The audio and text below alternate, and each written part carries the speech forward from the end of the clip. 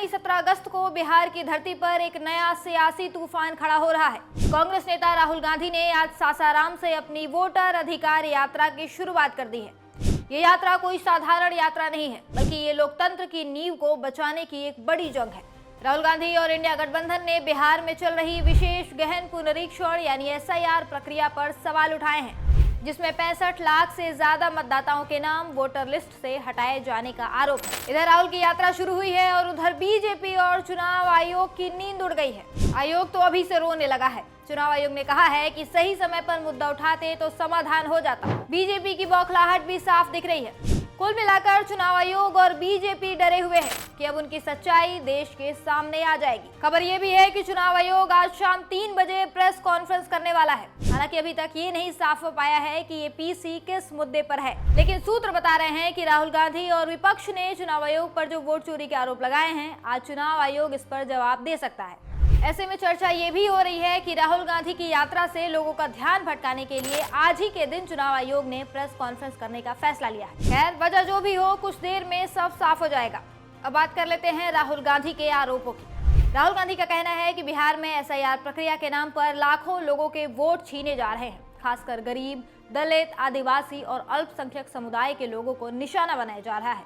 राहुल ने इसे वोट चोरी करार दिया है और कहा है कि ये लोकतंत्र पर सीधा हमला है। इसी मुद्दे पर सुप्रीम कोर्ट ने भी चुनाव आयोग को फटकार लगाई और 65 लाख हटाए गए नामों की लिस्ट सार्वजनिक करने को कहा। लेकिन चुनाव आयोग की तरफ से अभी तक कोई साफ जवाब नहीं आया। अब सवाल यह है कि अगर सब कुछ पारदर्शी है तो आयोग को इतनी बेचैनी क्यों वो बार बार सफाई दे रहा है? और सबसे बड़ा सवाल, अगर राहुल गांधी के आरोप गलत हैं तो आयोग ने पहले ही क्यों नहीं साफ किया?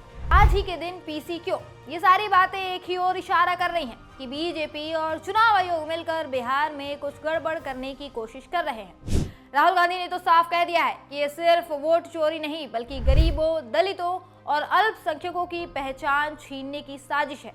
अगर आज उनका वोट छीन लिया गया तो कल उन्हें सरकारी योजनाओं से भी वंचित किया जा सकता है। जनता के इसी हक को बचाने के लिए राहुल गांधी बिहार में वोटर अधिकार यात्रा कर रहे हैं। बता दें कि ये यात्रा 16 दिन की है, जिसमें राहुल गांधी 1300 किलोमीटर की दूरी तय करेंगे। ये यात्रा बिहार के 25 जिलों से होकर गुजरेगी।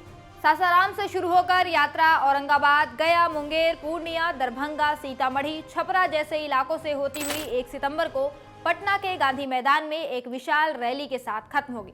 इस यात्रा में राहुल गांधी के साथ तेजस्वी यादव, लालू प्रसाद यादव और इंडिया गठबंधन के तमाम बड़े नेता शामिल होंगे। अब जरा बीजेपी की बौखलाहट पर भी गौर करिएगा। बीजेपी के नेता राहुल गांधी पर निजी हमले कर रहे हैं।